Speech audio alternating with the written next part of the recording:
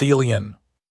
Girl made her offer and it changed everything I believed about one. Meridian 7 was the kind of station that looked like it had given up.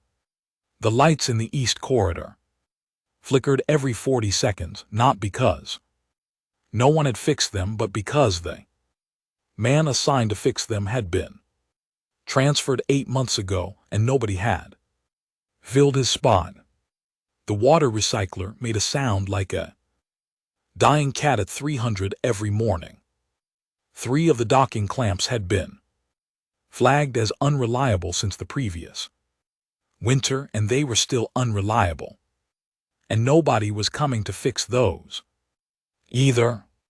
The station had 40 people on it. In 4 days it would have 0. Cal Rourke knew all of this because he had written the decommission report himself. He had listed every broken thing in careful order, sent it up the chain, and received a one-line reply that said, "Acknowledged, proceed with scheduled shutdown." He had taped that reply to the wall above his bunk as a kind of joke. Nobody had laughed. After a while he stopped thinking it was funny either. He was sitting in the small room they called the operations center, which was just a room with screens and bad chairs, when the alarm went off. Not the emergency alarm. The contact alarm. The one that had never, in the 6 years Cal had been stationed at various outposts, gone off for a real reason. He stared at the screen. The screen stared back. There was a ship sitting 2 km off the port side of Meridian 7. It had not been there 3 seconds ago. No sensor had tracked its approach. No watch officer had logged it coming in.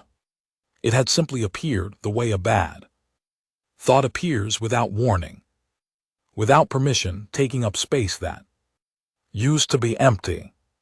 Cal pressed the intercom. "Commander Foss, you should come see this." Foss arrived in 40 seconds, which told him she had already been awake. She stood at the screen for a long moment without saying anything. She was a tall woman with short gray hair and the kind of face that had seen enough bad days that new bad days no longer surprised it. She touched her left hand, her ring finger specifically, without seeming to notice she was doing it. "It's not military," she said. "No," Cal agreed. "It's not any design on record." "No." She looked at him. "Get Leon up." Leon Akefer arrived with his hair going 4 directions and his glasses on crooked. He was the station's xenolinguistic specialist, which at Meridian 7 had always been a completely useless thing to be. He looked at the screen and his mouth opened and then closed again. "Sweet Lord," he said. "Useful," Cal said. "Thank you, Leon." They sent a standard contact signal. 6 languages, basic math sequences, the usual protocol that everyone who worked deep space had practiced and nobody had ever needed. For 11 minutes nothing happened. The ship just floated there, enormous and still, shaped like nothing. Cal had a word for not round, not sharp, not any geometry he recognized. Then a door opened in its side. A figure stepped out into open space. No suit. No tether. No ship. Just a figure walking across 2 km of nothing, like it was a hallway. Cal watched the feed without blinking. The figure was small, slight. It moved with a kind of easy, unhurried calm that made his stomach feel wrong. His brain kept trying to file it somewhere, drone, probe, remote unit, and kept failing. "That's a living thing," Leon said very quietly. "Yes," Foss said. "Walking in vacuum." "Yes." Leon made a sound that was not quite a Word. Foss turned to Cal. You're our man, Rourke, she said. She said it simply, without drama, the way she said most things. Airlock 3. Clean clothes. Don't say anything you can't unsay. He looked at her left hand.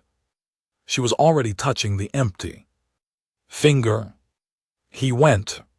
Cal had imagined first contact in the way that all deep space crew imagined it, usually late at night when the station was quiet and your brain had nothing better to do. He had imagined it as enormous, loud, something that announced itself. He had imagined ships the size of cities, and sounds that shook the hall and lights so bright they hurt. He had not imagined a small figure stepping through the airlock of Meridian 7, looking around at the flickering corridor with calm silver eyes and saying the light fixture needs to be replaced. Cal said, we know. She looked at him. She was shorter than him by a good 10 cm. Her skin was the color of a winter sky. Just before dark, a pale gray-blue that shifted slightly when the flickering light hit it. Her eyes had no pupils he could see. She wore clothes that looked almost human in cut, but wrong in every fabric and detail, like someone had described human clothing to another person who had then described it to someone else who had finally made it from memory. She was in the most specific and unhelpful way Cal could think of, completely unlike anything he had ever seen. I am Vale, she said. Her English was perfect and slightly strange, the way a person sounds when they learn a language from recordings instead of people. I am an emissary of the Orth Conclave. I have come to speak to whoever is in charge of the station. That would be Commander Foss, Cal said. I'm Cal Rourke. I'll take you to her. Cal, she repeated like she was filing. It's somewhere. That is a very short name. It's short for Calvin. She considered this. I like Cal better. He took her to the operations center. She walked beside him down the corridor, looking at everything with the same calm, open attention. She looked at the water stain on the ceiling. She looked at the old crew roster taped to a wall that nobody had taken down yet. She stopped once briefly at a small potted plant that one of the junior crew had put on a shelf near the mess. It was not thriving. It was surviving barely in the recycled air. She looked at it for 3 full seconds. Then she kept walking. In the operations center, Foss was standing. Leon was sitting at his terminal, pretending to work, actually just staring. Vale walked in and sat down across from the table without being asked. She looked at the cracked mug sitting near the edge of the table, Cal's mug, filled with coffee gone cold an hour ago, and she tilted her head at it. Is that a load-bearing mug? She said. Because in the show, the mug always breaks before the bad thing happens. No one in the room said anything. Which show? Leon asked very carefully. She looked at him. Several, she said. Cal pulled out a chair and sat down. Foss sat across from Vale. Leon stayed at his terminal. The station creaked somewhere in its bones, the sound it made when the heating system cycled, which happened every hour, which nobody on the crew even heard anymore. Vale heard it. Her eyes moved toward the sound. Your station is in poor condition, she said. We know, Cal said. It is being closed in 4 days. She nodded, slow and considering. Then it is fortunate I came now, she said, and she folded her hands on the table. And she looked at Foss with those flat, silver eyes and she said, I have an offer to make. But first I need to ask your man Cal some questions. Foss looked at Cal. Cal looked at the cracked mug. Lord Almighty, he said quietly to no one. Outside, 2 km of dark nothing sat between them and the Orth ship. Inside, the light fixture flickered. Once, twice, held. Nobody moved. Thelian girl made her offer and it changed everything I believed about humans. Part 2. The first question Vale asked Cal was whether he had ever cried at an animal video. He looked at Foss. Foss gave him a look that said she was equally lost and was choosing not to show it. Yes, Cal said. Vale wrote something down. She had produced a small flat tablet from somewhere, not a device he recognized, but it functioned clearly as a notepad. She wrote without looking at it, her eyes staying on Cal. Was the animal in danger? She asked. It was a dog, Cal said. It was scared of a thunderstorm. And it was not in danger. Not really, no. But you cried. He shifted in his chair. A little. She wrote something else. Good, she said, in a tone that was not congratulating him exactly, but something close to it. Something like confirmation. Leon caught Cal's eye from across the room. Leon's expression said, I have no idea what is happening, but I am professionally obligated to stay calm about it. Vale's second question was whether Cal had ever eaten something he knew was bad for him on purpose without feeling bad about it afterward. Almost every day, Cal said. She wrote that down too, and this time something shifted at the corner of her mouth. Not quite a smile. The shape of one, maybe. Her third question was the one that made the room go quiet. She asked if you were moving very fast through a crowd and you knew you would miss something important if you stopped. Would you still hold a door open for a stranger behind you? Cal did not answer right away. He thought about it. He thought about a corridor on a station called Helix 3 years ago. He thought about a decision he had made at the end of a very bad day. He thought about 4 names he didn't say out loud. Yes, he said. She looked at him for a moment. Just looked. Then she wrote it down. That is all, she said. Foss leaned forward. She had been patient the way a person is patient when they're sitting on a very large question. What exactly were those questions for? She said. Vale set the tablet flat on the table. They are a census, she said. We call it the sorrow measure. It is not a test of goodness. It is a test of category. She paused, choosing her next words with the care of someone working in a second language, even though her English was technically flawless. Species that grieve, that feel loss or pain that is not their own, for beings they do not know, are classified differently under Orth law. They carry certain rights, certain protections. She looked at Cal. You passed. What happens if I hadn't? Cal asked. She looked at him with those flat silver eyes. Then we would have had a much shorter meeting, she said. The room was very quiet after that.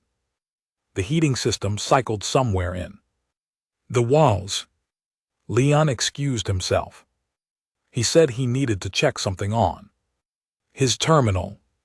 He went through the side door. He was gone for 11 minutes. When he came back, his eyes were slightly red and he did not offer an explanation, and nobody asked for one. Vale did not watch him go. But she noticed. Cal could tell she noticed. She was picking up the cracked mug. She turned it over in both hands. She looked at the crack running along. One side not clean through, not leaking, just a line that had been there. So long it was almost part of the design. She looked at the old coffee ring. Stained into the bottom. She set it back down with both hands.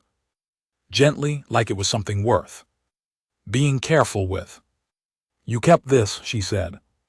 It still holds coffee, Cal said. She nodded. Slow. Once, he had the strong and strange feeling that he had just confirmed something she had already suspected, but he could not have said what it was. Foss cleared her throat.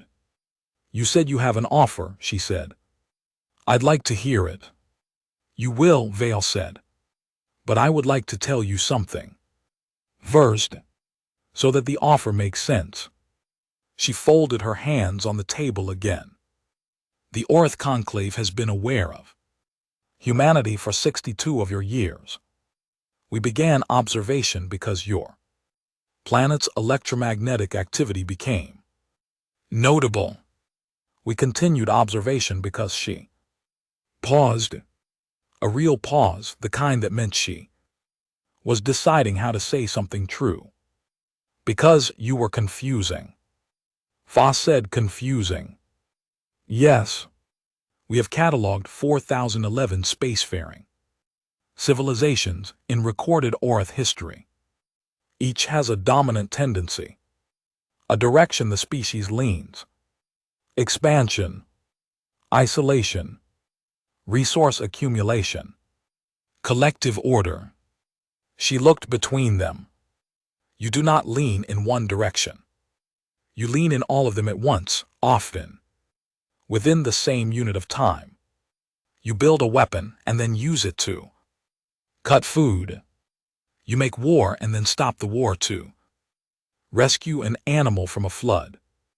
You develop the technology to destroy your planet approximately 14 separate times and then spend considerable energy trying to protect a specific kind of tree.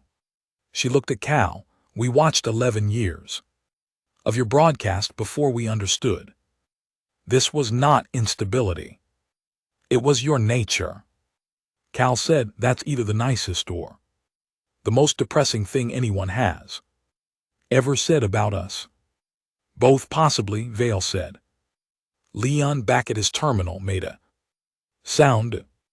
It was the sound of a man trying not to laugh and mostly succeeding. Vale reached into her jacket and placed something on the table. It was a small disc, flat and dark. Our long-range observation showed us something else, she said.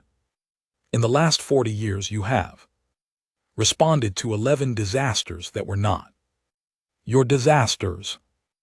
Refugee crises on colony worlds that had no formal treaty with Earth. A biological collapse on a station you had no jurisdiction over.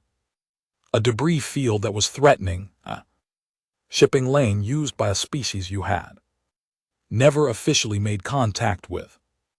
She looked at the disc. You helped anyway. Foss said, we didn't know anyone was watching. No, Vale said. That is precisely why it was useful. Data. Cal looked at the mug. He looked at the disc. He looked at Vale. You said you have an offer, he said. I do, she said. Is it going to scare us? She considered him for a moment. It will depend on what you are afraid of, she said. Most species are afraid of being destroyed. What I have come to offer you will not destroy you. She picked up the disc. She set it back down. But it will cost you. I want to be honest about that before I say anything else. Cal looked at Foss. Foss was looking at the disc. Her hand had moved to her left ring finger without her noticing. Outside, the station creaked. The light flickered. Held. Vale waited. She was very good at waiting, the kind of patient that doesn't feel like pressure, just like presence. Like she had all the time that existed, and was choosing to spend some of it here in this badly lit room with these two tired humans and a cracked mug. Cal picked up his coffee. It was cold. He drank it anyway. "Okay," he said. "Tell us." Thelian girl made Hirofer. And it changed everything I believed about humans. Part 3. Vale said it quietly, which made it worse. She did not build up to it. She did not place it inside a long explanation or soften it with careful language. She just said it the way you say fact, the way you say the temperature outside or the distance between 2 points. She said that the Orth Conclave wanted humanity to be its first response force. Foss did not react. Cal watched her face go through some internal motion that started and then got locked down behind years of practice and come out the other side looking completely still. He had seen that face before, usually just before something got very bad. Divine First Response Force, Foss said. Vale explained.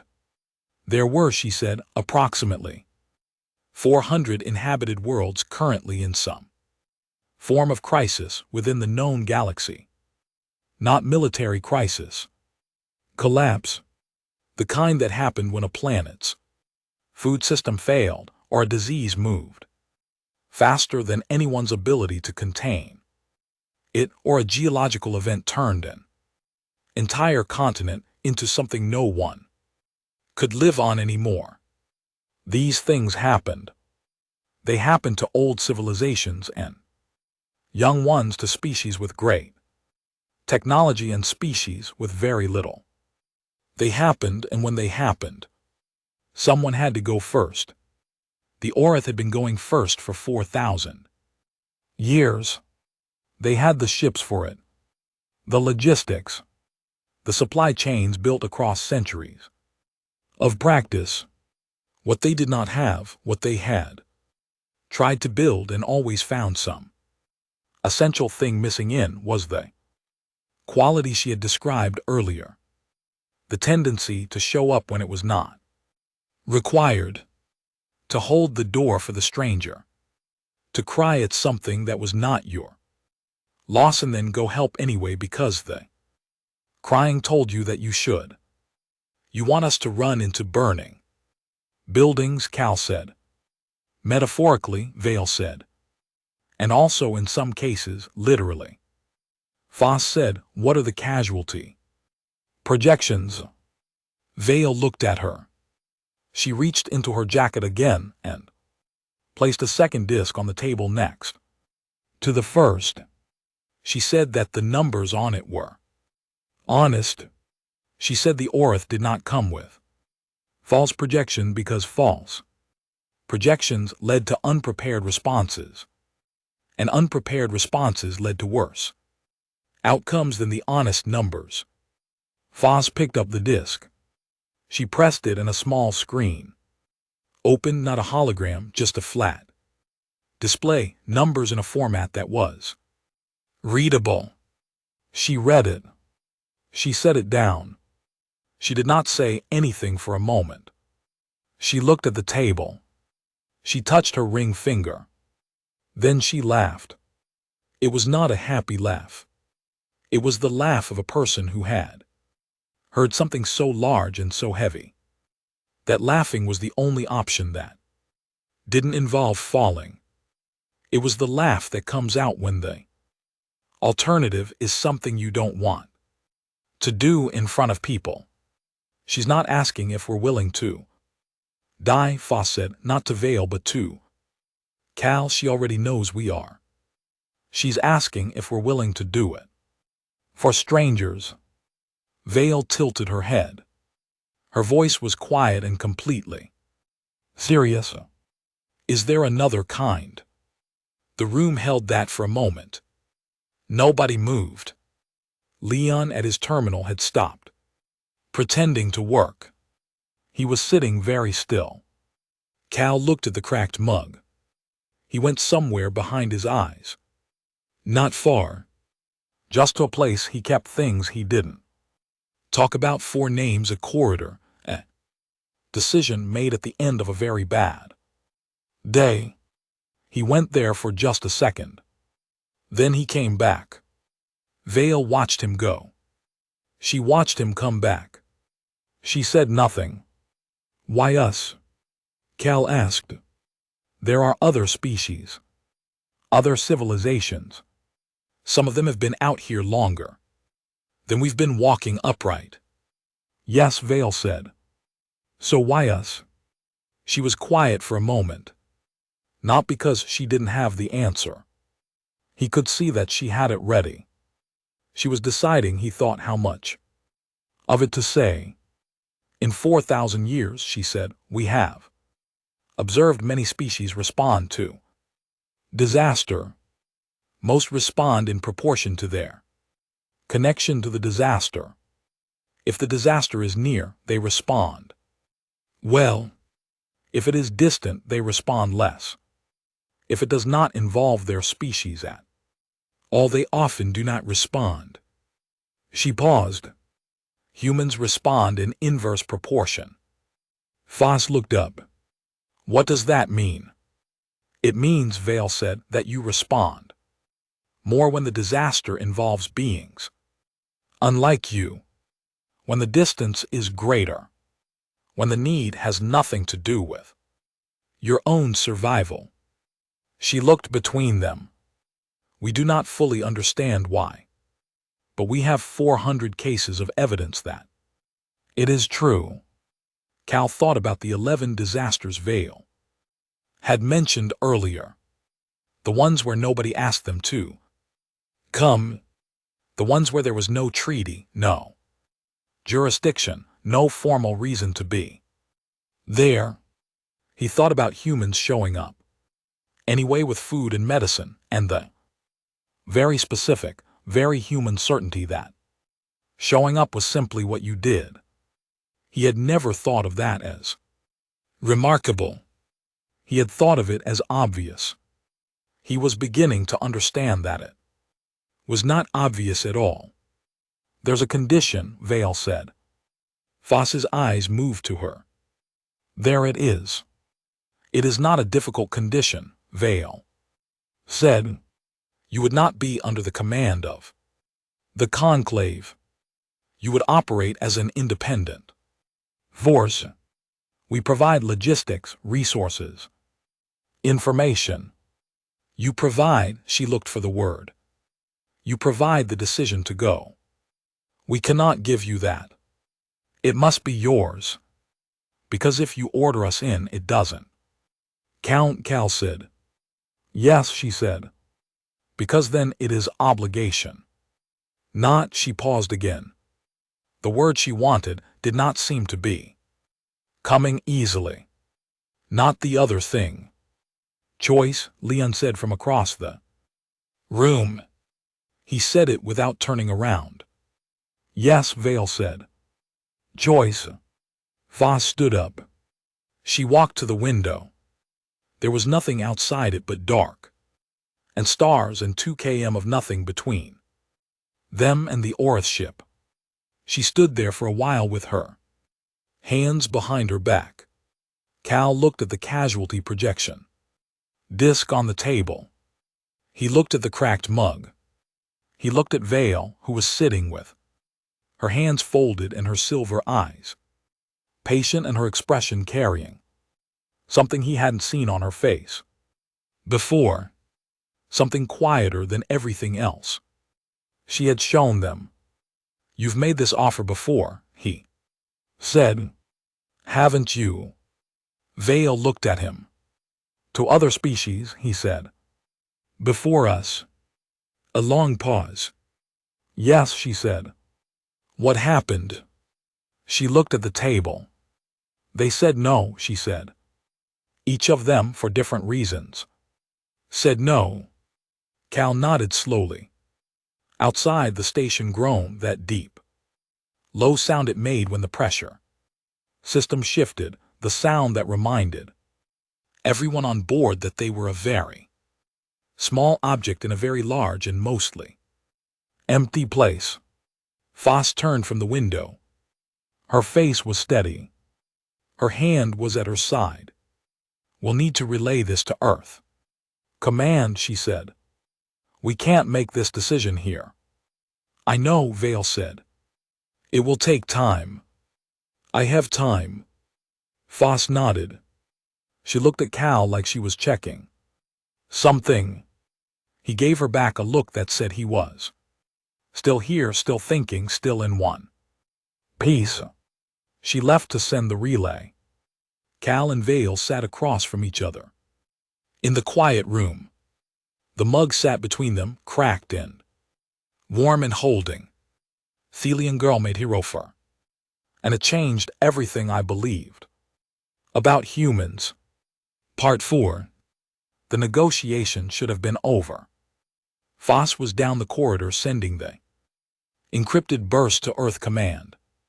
Leon was at his terminal composing background notes in 3 languages. The formal part of the meeting had finished the way formal things finish, with a decision deferred to people further up the chain with paperwork started, with everyone moving toward the next procedural step like water moving downhill. Cal did not move. He sat in the operations center with the cracked mug in front of him and Vale across the table, and after about 2 minutes of silence he pulled his chair a little closer and he said, "Can I ask you something that's not part of the meeting?" Vale looked at him. "Yes. What do the Orith lose if we say yes?" She was very still. The question sat in the air between them. For a moment, he watched something move through her expression, not surprise exactly. Something more like the look of a person who has waited a long time for a specific question and is now working out how to answer it. "No one has asked that before," she said. "Not even the other species." "No." Cal leaned back in his chair. "That's interesting," he said. "Why is it interesting?" He shrugged. "Because it seems like the obvious thing to wonder about," he said. "You come out here with a big offer. You tell us what we gain, what we risk. You tell us the numbers. You're very honest about all of that."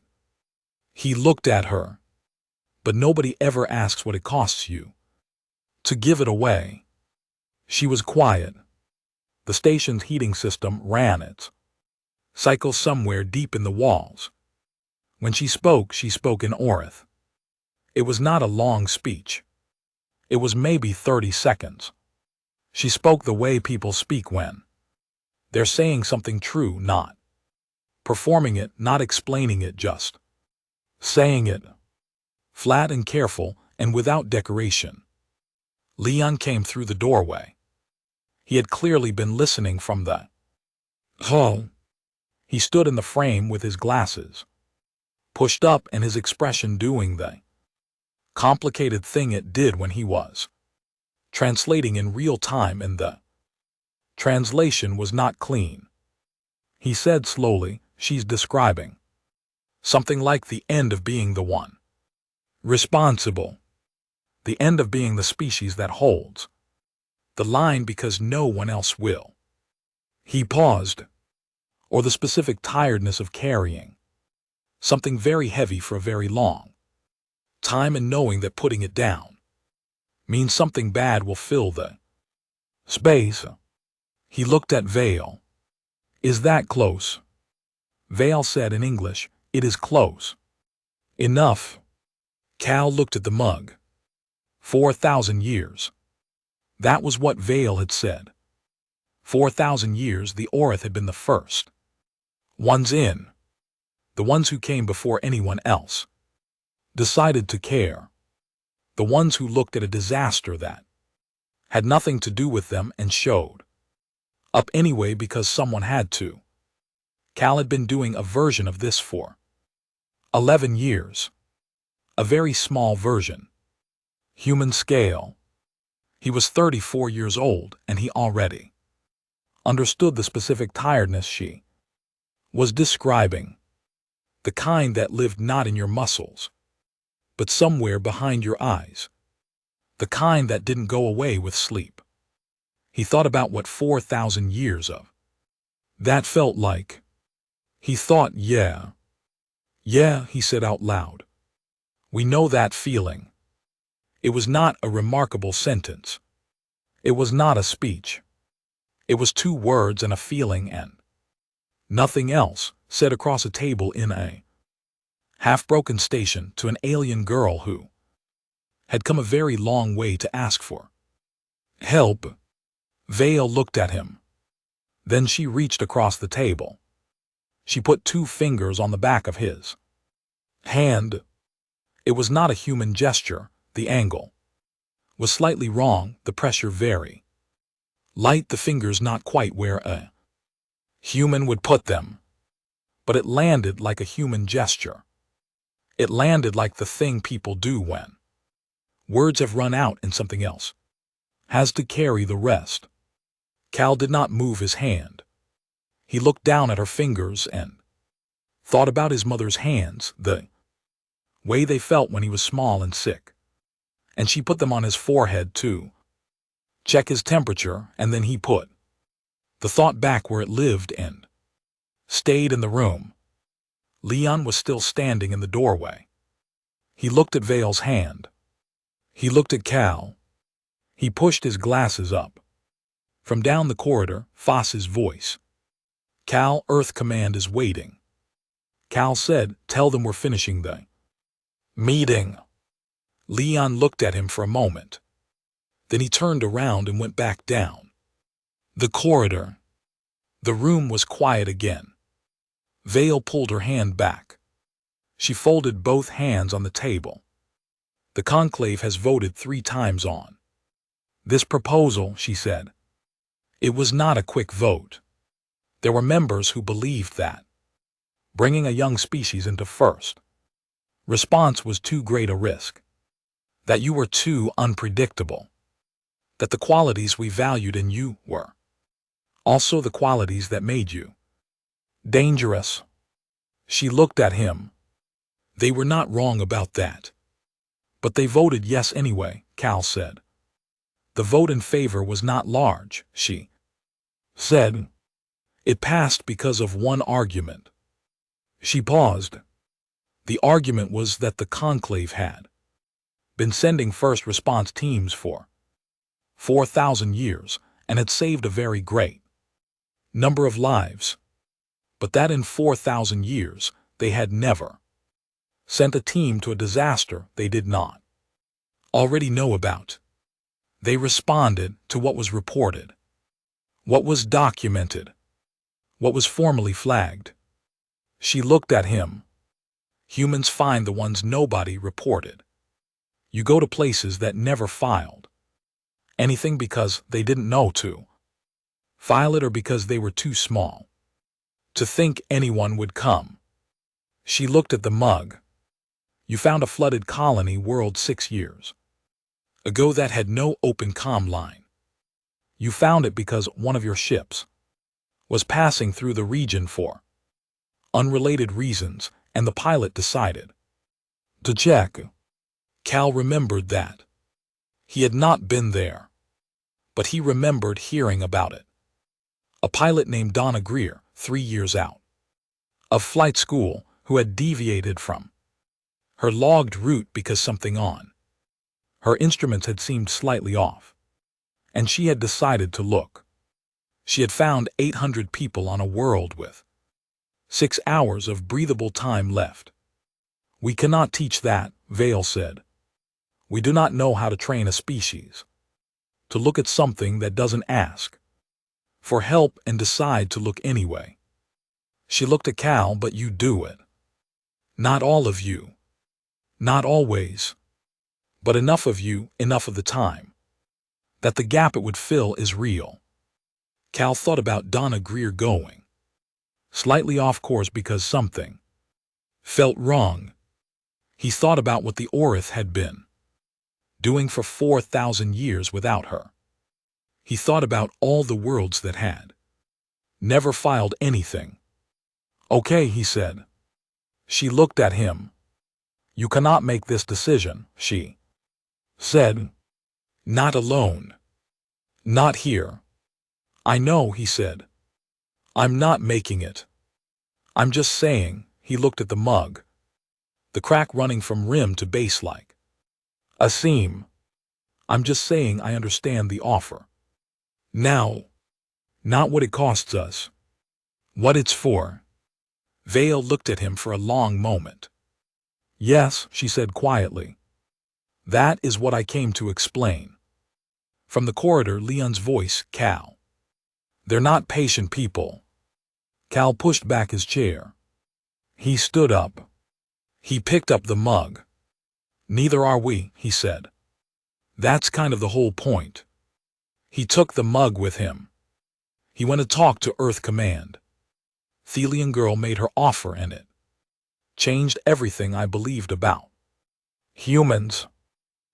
Part 5. The treaty took 4 months. Not because the answer was uncertain. The answer had been mostly certain from the moment Earth Command read the full offer and the casualty projections side by side and then sent back a reply that said in essence, we need to think about this, and then 2 days later sent another one that said, we've thought about it. The 4 months were for lawyers, for language, for the careful work of turning a conversation in a flickering room on a dying station into something with signatures and formal clauses. Cal was not part of that work. He was transferred off Meridian 7 the day after Vale left. The station was decommissioned on schedule quietly as if nothing had happened there, and he spent the 4 months doing the ordinary work of a liaison officer while other people built the framework around the moment he had sat across a table from an alien girl and talked about an off-course pilot in a cracked mug. He followed the news the way everyone followed it, carefully, with the feeling of watching something enormous move slowly. The announcement was not dramatic. It was a press release and a joint statement and a lot of formal language that described in very careful terms what humanity had agreed to be. First Response Force, Independent Operation, Orith Logistics, Human Initiative. The statement used phrases like mutual benefit and interspecies cooperation and strategic partnership. It did not use the phrase, we said yes, because we know the feeling of being tired and holding the door anyway. It did not need to. Cal was given a field assignment 3 weeks after the signing, not to a desk, not to a diplomatic posting, to the first joint operation, a colony world called Brenda 6, sitting in a System 2 weeks from the nearest Orith transit hub, which had been experiencing geological instability for 8 months. The instability had accelerated. The colony had 200,000 people on it and 72 hours of safe ground left. The Orith had the ships. They had the supply lines and the evacuation frameworks built across centuries of practice. They had the route maps and the atmospheric data and the logistical architecture that Cal privately thought would have taken humanity another 100 years to develop on its own. What they needed was the people who would run toward the edge of the unstable ground to get to the ones who hadn't made it to the pickup zones. Cal had 6 teams. He had 72 hours. He had a cracked mug in his jacket pocket which was not regulation and which he had not declared on his kit. Inventory. The operation worked. Not cleanly. Not without loss. 3 of his people were pulled out with injury serious enough to end their field careers. One section of the colony's southern district was unreachable by hour 40, and they made the decision nobody wanted to make to move on and cover the ground they could still reach. Cal made that call. He made it the way he had made the one 3 years ago, with both eyes open and the full weight of it landing where it was going to land and no way to put it down. Afterward, but 200,000 people got off Brenda 6, a world that had filed no formal distress signal because its comm infrastructure had failed in week 3 of the instability, a world that the ORITH standard tracking systems had not flagged because it was too small and too far out to match the criteria. One of Cal's junior officers, a young woman named Petra Cole, 26 years old, 3 months out of training, had been reviewing background data on the region for an unrelated routing task and had noticed the gap, a colony world that had stopped transmitting. She had flagged it. She had flagged it not because protocol required it, but because she had looked at the silence and decided that silence was worth checking. 200,000 people. In the after-action debrief, another junior officer asked Cal what the ORITH were like to work with. He was young, maybe 25, with the kind of face that was still waiting for things to get complicated. He asked it genuinely, not as small talk. He wanted to know. Cal thought about the question. He thought about a small flat tablet and a sorrow measure and questions about animal videos. He thought about 2 fingers on the back of his hand and 30 seconds of ORITH spoken quietly in a bad-lit room. He thought about 4,000 years of going first and the specific tiredness that lived behind a pair of silver eyes. He thought about Vale looking at the cracked mug, turning it over, setting it down gently. You kept this. It still holds coffee. They're relieved, Cal said. I think they've been waiting a long time for someone else to hold the door. The junior officer looked at him with the expression of a person who is fairly sure they've missed something. Cal did not explain it. He was reassigned again 2 weeks later. New operation. Different system, different collapse. Different flavor of the same crisis that turned out to come in approximately 400 known varieties. He packed his kit. He put the mug in last. He thought briefly about Vale, whether she had gone back to the conclave, whether she knew about Brenda 6, whether the vote that had barely passed had started to look any different from the inside. He thought about what she had said about Donna Greer, the pilot who had gone off course because something felt wrong, and 800 people were alive because of it. He thought about Petra Cole and her routing task and the silence she had decided to check. He thought that Vale would probably have something to write down about that. He thought about all the world still out there that had not filed anything. He thought enough of you, enough of the time. He picked up his kit bag. He picked up the cracked mug. He had read once, a long time ago, in a book he had found in a station break room and never finished, that the oldest human instinct was not violence or fear or the drive to survive. Those were real. But beneath them, older than them, was something else. The tendency to look at a stranger in pain and feel it as if it were your own. The tendency that made no logical sense. Because the stranger's pain had no bearing on your safety, your food, your chances of living through the winter. The tendency that made you stop anyway. The tendency that made you, in veils.